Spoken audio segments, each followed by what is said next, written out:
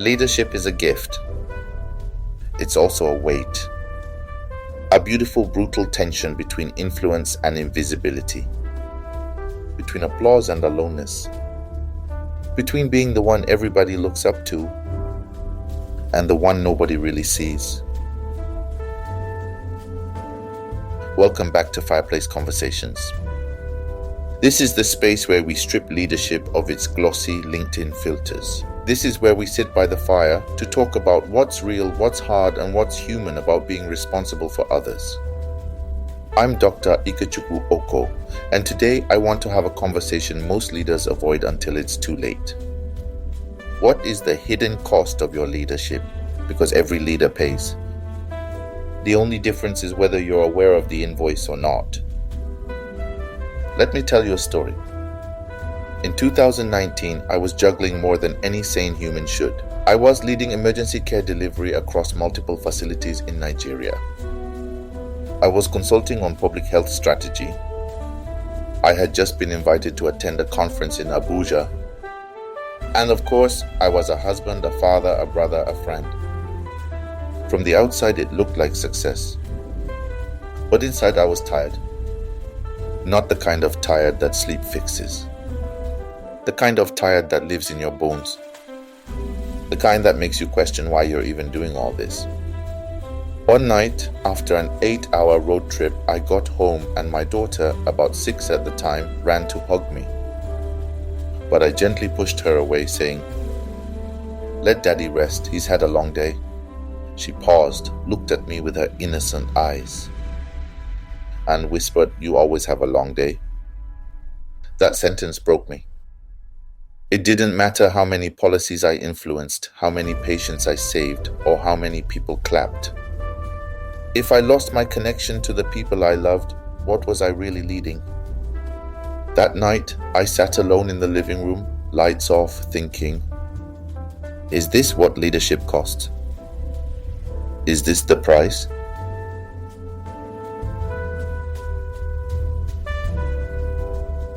You see, nobody tells you about the fine print in leadership. They tell you about the power, the promotions, the prestige, but they leave out the pressure, the personal strain, the emotional taxes no one refunds.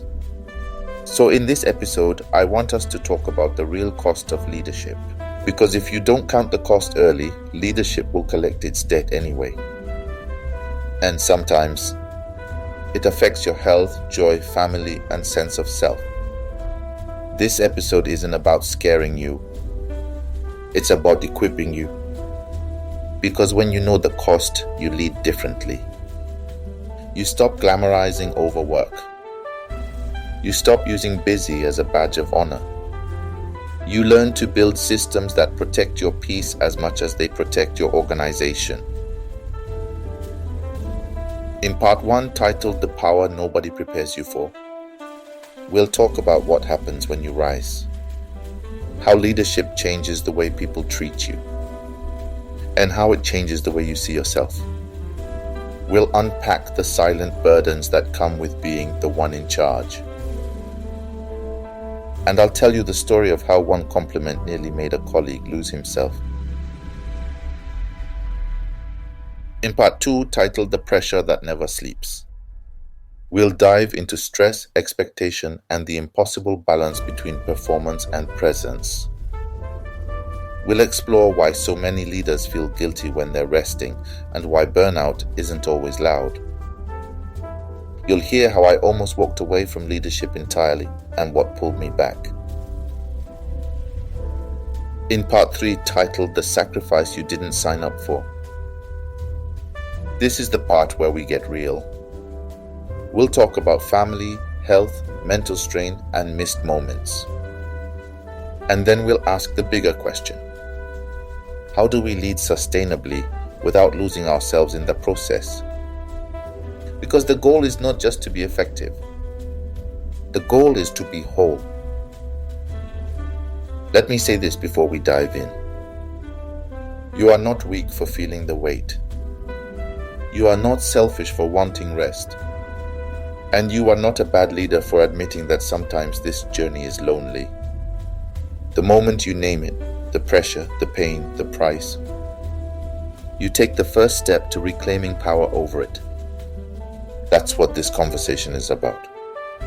Not pretending, but processing. Not escaping, but equipping. Because yes, leadership is a gift, but even gifts have maintenance costs. And it's time we talked about it. So pull your chair closer. The fire's warm, this space is safe. Are you enjoying Fireplace Conversations? Hit follow or subscribe now and share this episode with one person who needs it. Don't miss the conversation every Tuesday. Let's talk about the hidden cost of leadership. Power is an interesting thing. It doesn't announce itself. It doesn't tap you on the shoulder and say, "You're powerful now." No, it creeps in. Quietly, subtly, almost silently. One day, you're the junior staff taking notes in a meeting. And the next, you notice the room pauses when you speak. People watch your face before they react. Your jokes land louder. Your criticisms hit harder. Your absence is noticed. That's how you know power has arrived, not with a shout, but with a shift. Here's what they don't tell you in leadership seminars. Power isn't just about what you can do. It's about what your presence does to others. When you're a leader, a team lead, a founder, a medical director, a CEO, your words carry weight. But more dangerously, so does your silence. Sometimes we learn this the hard way. Years ago, a friend of mine was leading a restructuring project in a government health agency. It was tough. He had a lot of resistance and bureaucracy. And he was still relatively young for the room. But after one particularly fiery meeting, an older colleague pulled him aside. He smiled and said, "You have the presence of a lion. People sit straighter when you speak." Now, you would think that's a good thing. And in some ways it is. But what my friend didn't realize at the time was how easily power can become performance. After that compliment, he started doing subtle things. He lowered his voice in meetings to sound more commanding. He stopped asking certain questions to avoid sounding unsure. He distanced himself from casual conversations to maintain executive mystique. And it worked. People respected him more. But slowly, he was drifting from himself. You see, he wasn't leading anymore. He was managing perception. And that is the first hidden cost of power. The pressure to become who they expect, not who you are. When you gain power, you risk losing something far more precious. Your identity. Not all at once, not dramatically, but slowly, one strategic compromise at a time. You laugh a little less. You guard your ideas more. You stop sharing when you're tired or afraid. Because now you're the strong one. The visionary. The one who can't afford to be too human. Let me ask you a hard question. Have you ever left a room full of people you lead and felt completely alone? If you have, you're not broken. You're just powerful. And power, if not handled carefully, can isolate you. Another thing that changes is your relationships. People stop being honest. They stop pushing back. They begin to edit themselves around you. At first, it feels like respect. But if you're not careful, it becomes an echo chamber. I remember once leading a turnaround in a clinic. We were under pressure to hit new KPIs, and I implemented some strong measures. One nurse who had been there for 12 years pulled me aside and said, "You're a good leader, sir, but we're scared of you now." That comment stung, because I never intended to create fear. But I had failed to check how my presence was being interpreted. One of the most dangerous places a leader can live is in a space where no one tells them the truth. Power without feedback becomes delusion. And delusion, when paired with authority, is deadly. This is why some of the most dangerous decisions in history were made in rooms filled with silent nods. I've learned painfully that as power increases, intentional feedback loops must increase too. That's why I have a practice now. Every quarter, I ask 3 people I trust, "What's one thing I don't see about myself that could cost me?" The answers are rarely easy, but they've saved me from many blind spots. If you don't invite truth, your power will insulate you from it.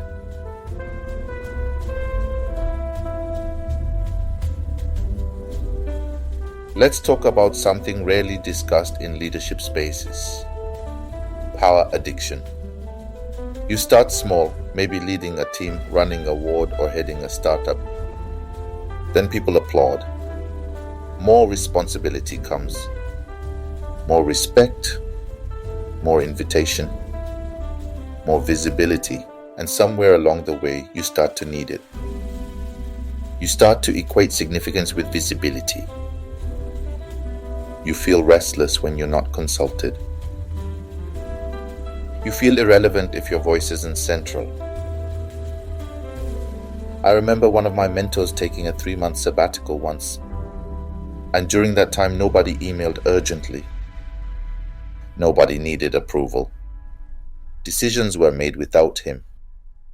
And guess what he felt? Not peace, not rest. He felt afraid. Afraid that he was no longer important.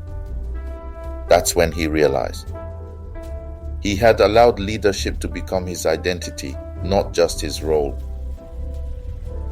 Here's a truth that can set you free. You are not your leadership role. You are a person who leads. That subtle difference is everything. Because the moment your identity is tied to your influence, you will start making decisions that protect your position, not your purpose. That's when integrity erodes. That's when innovation dies. That's when legacy turns to self-preservation. So here's a question for you. If you lost your title tomorrow, who would you be? If that thought terrifies you, it's time to detach. Not from your calling, but from the illusion that your role defines your worth. Let me offer you 3 practical guardrails I use to keep power in its rightful place. 1. Schedule time where you're not in charge. For me, this means volunteering in spaces where I have no title. Just being Ike. It reminds me of who I am when nobody needs me. 2. Stay accessible to truth tellers. Create space for people who can call you out and don't punish them for it. If everyone around you agrees with everything, you're no longer being led, you're being flattered. 3. Anchor in identity, not image. Write a vision for your life, not just your career. Know what matters to you outside of metrics and milestones. So, my friend, if you've felt the subtle shift, if you've noticed that your presence changes a room, if people stop giving you honest feedback, if you've started needing the power more than enjoying the purpose, pause. Don't shame yourself, but to reset, because power is not the enemy, but unmanaged power is a slow erosion. In the next part of this episode, we'll talk about the pressure of leadership. Why it's constant, why it's rarely acknowledged, and how to lead under pressure without cracking under the weight of it. But for now, breathe. You are not alone in this. You're just finally seeing the cost clearly. And that is leadership. Let me ask you something personal. When was the last time you truly rested without guilt? No notifications, no unfinished decisions hovering in your mind, no voice whispering you should be doing more. If you had to think too long, you're not alone. Because for most leaders, pressure doesn't clock out. It follows you home. It climbs into bed with you. And even when your eyes are closed, your mind is still running the next meeting. That's what this part of our conversation is about. Not just the power of leadership, but the pressure. The constant invisible weight that never fully lifts. One of the most misunderstood aspects of leadership is this. It's not just the tasks. It's the emotional toll of carrying people, problems, and possibilities all at once. You're not just signing off budgets, you're managing someone's livelihood. You're not just setting strategy, you're holding the fears of those who follow you. You're not just running projects, you're absorbing people's expectations, spoken and unspoken. Leadership is emotional labor. And like physical labor, it will exhaust you if you don't know how to recover.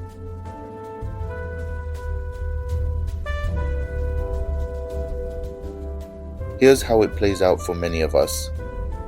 You finish a major meeting, but you're replaying what you said. You make a decision, but you're wondering if it'll backfire. You delegate a task, but you still feel responsible for the outcome. You're home with family, but mentally you're reviewing tomorrow's agenda. This is the loop. Present body, absent mind. And the longer you stay in that loop, the more disconnected you feel from yourself, from others, from joy. Let me tell you a story I haven't shared publicly until now. In early 2022, I was managing multiple advisory roles, working on a public health initiative and consulting internationally. From the outside, I was in demand. From the inside, I was slowly drowning. I didn't recognize it at first, because I was still producing and still performing. But the signs were there. I snapped easily, even at loved ones. I stopped laughing, even at things I used to enjoy. I started waking up with dread, even though I had exciting work. The scariest part was I was too respected to admit I was struggling. And that's how burnout hides in high performers. You don't stop working. You stop feeling. This is what I've come to understand. Leadership pressure isn't the problem. It's pretending the pressure isn't there. That's what breaks you. Because the moment you silence your struggle, you also silence your support. People don't help leaders who appear to be thriving. They celebrate them until they collapse. If you're a doctor, a founder, a C-suite executive, or even a parent, you know this feeling. The pressure to always be on, to always have the answer, to always appear in control. It's exhausting. And what makes it worse is that most of us were trained to equate composure with competence. We've learned not to show weakness. We have learned not to cry at work or say I don't know. But this is the truth. Being on all the time is not leadership. It's acting. And acting, my friend, is unsustainable. One thing that helped me during that season of silent burnout was what I now call the emotional check-in. Every Friday evening before I close my laptop, I ask myself 3 simple questions. 1. What emotion dominated me this week? 2. What's one thing I've been avoiding emotionally? 3. What do I need to release before next week begins? Sometimes I write it down. Sometimes I sit in silence. But every time I feel lighter. Because naming your pressure is the first step to managing it.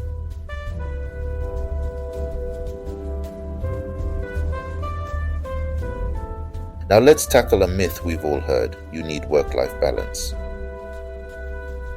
Sounds nice, but balance suggests a 50-50 split. As if life is a seesaw you can evenly weigh between your laptop and your living room. Let me offer something different here. Leadership is not about balance. It's about rhythm, seasons, cadence, intention. There are weeks when work takes more. There are weekends when the family gets everything. There are moments of deep rest and moments of deep drive. Instead of chasing balance, start chasing alignment. Ask, am I living in rhythm with what matters to me right now? Is my schedule reflecting my values, not just my goals? Because when you build rhythm, pressure becomes movement, not tension. I want to talk about 4 practices that have helped me manage pressure over the years. 1. Build buffer zones. Don't jump from meetings to family dinner without a pause. Create 10-15 minute buffers between roles. Let your mind transition, not just your calendar. 2. End the day with closure. Before sleep, write down 3 wins from the day, even small ones. It tells your brain, I did something meaningful today. 3. Design recovery into your schedule. You don't earn rest. You require it. Please put it on your calendar before the chaos arrives. 4. Ask for help before you need it. Don't wait until you're on the floor. Create regular check-ins with mentors, therapists, coaches, or trusted peers. Pressure thrives in isolation, but it loses power in the community. One of my clients, a high-performing startup CEO in Lagos, came to me visibly exhausted. He said, Dr. Ike, I don't know if I'm cut out for this anymore. I feel like I'm one bad email away from exploding. As we talked, it became clear. He wasn't struggling with the work. He was struggling with the silence around the work. He thought it was just him. Until I told him, no, it's not just you, it's just that no one talks about it. We built a new rhythm for him, weekly check-ins with his co-founder, monthly no meeting days, and no emails after 8 p.m. Within 6 weeks, his energy changed. Same business, same pressure, but a different response. Because when pressure is named, it becomes manageable. When it's hidden, it becomes toxic. So, where does your pressure live? Is it in your inbox? In your chest? In the space between who you are and who you feel expected to be? Whatever it is, name it, because the pressure doesn't make you weak. It makes you real. And leadership is not about pretending about the pressure. It's about learning how to move with it, not against it. In our final part of this episode, we'll talk about the deepest cost of leadership, the sacrifices we didn't plan for, the relationships, the health, the parts of us we sometimes leave behind on the path to success. We'll also explore how to lead sustainably with your soul intact. Stay with me. There is a moment no one talks about. It's not when the awards are given, or when the promotion email lands, or when the post goes viral and everyone applauds. It's the moment you're alone after a long day of leading, and you realize something has quietly eroded in the background. You missed your child's school play. You forgot your best friend's birthday. You haven't laughed, genuinely laughed, in weeks. It hits you. You've been paying a price you never agreed to. This is what part 3 of this episode is about. Not the obvious sacrifices of leadership, the late nights, the extra meetings, but the hidden ones, the ones that cost you your health, your relationships, your joy, yourself. Let's be honest. Most of us believed we could lead without losing ourselves. We told ourselves, I'll rest when it's done. My family understands. It's just a busy season. But the truth is that seasons become cycles, and cycles become norms. Before long, you can't remember who you were before you started leading. Years ago, I was meant to attend a family event at home. Something small, nothing grand. But it mattered to my father. It mattered to the family. I had a conference that same week in Lagos. A career moment. I chose the conference, and yes, the conference went well. But when I called home, my father smiled and said, "We celebrated, we just missed your laughter in the room." That sentence stayed with me. Because this is the thing. You can be present in boardrooms and absent in your own life. Many leaders suffer silently.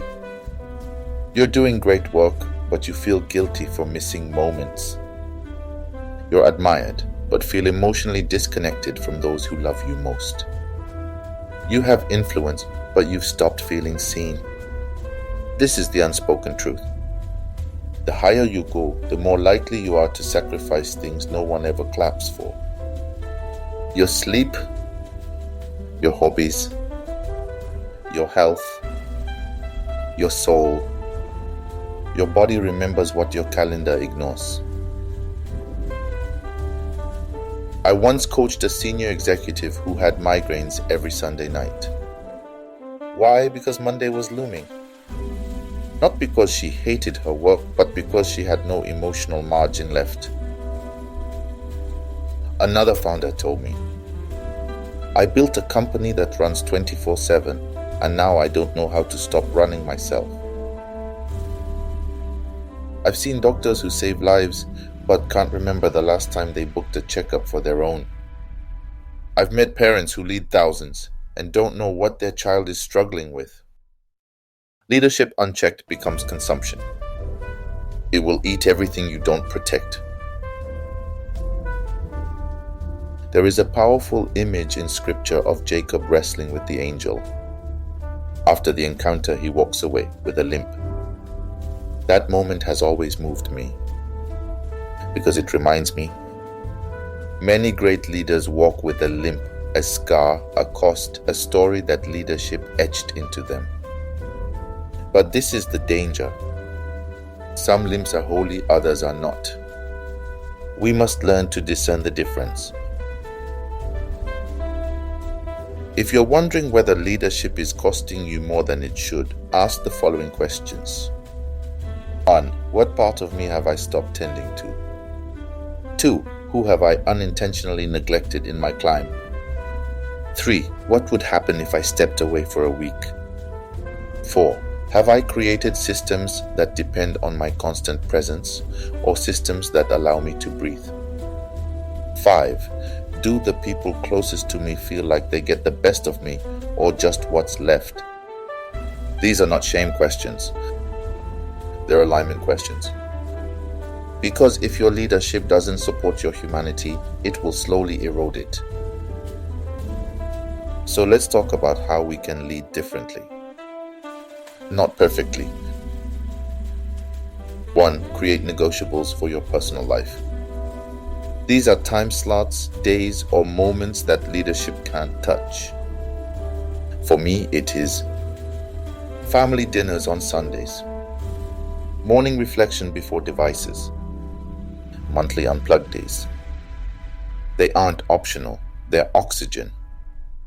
2. Practice relational check-ins. Every 2 weeks, I ask my wife, my kids, and close friends, "Have I been present with you lately?" The answers have humbled me more than once, but they keep me grounded. 3. Set up a reverse leadership mirror. Once a quarter, ask someone on your team or in your circle, "What have you observed in my life that concerns you?" Leadership isn't just about vision. It's about self-awareness. 4. Take inventory of your identity. Ask, who am I outside of leadership? Make a list. Build rhythms around that list. Reclaim hobbies, reclaim relationships, reclaim rest. Because you were a person before you were a leader, and you still are. I want to leave you with this. Sustainable leadership isn't soft, it's strategic. Because burnt-out leaders don't build brave legacies. Absent parents don't raise grounded children. Lonely founders don't lead healthy cultures. You can't give what you no longer have. And the world doesn't just need your leadership, it needs your aliveness. Let's imagine it's years from now. Your old wiser sitting by a fire. Your child or maybe a mentee asks you, was it worth it? Was the leadership journey worth the cost? What will you say? Will you speak with pride and peace? Or will your eyes drift to memories you missed that you can't recover? My friend, let's lead now in a way that future us can thank us for. Let's live in rhythm. Let's remember what matters. Let's build lives, not just legacies. Thank you for sitting with me by the fire. This episode was one of the hardest to make. Not because the content was complex, but because it was so personal. If you feel seen, heard, or spoken to in the episode, you're not alone. You are not the only one paying a price. But now you have the awareness to choose what you're willing to pay. And what you're not, remember this. Power is a tool, not an identity. Pressure is real, but not permanent. And sacrifice should be chosen, not assumed. So this to you, the courageous, the tired, the resilient, may you lead with fire in your belly and peace in your soul. This is Fireplace Conversations, where leadership gets real. See you by the fire next week.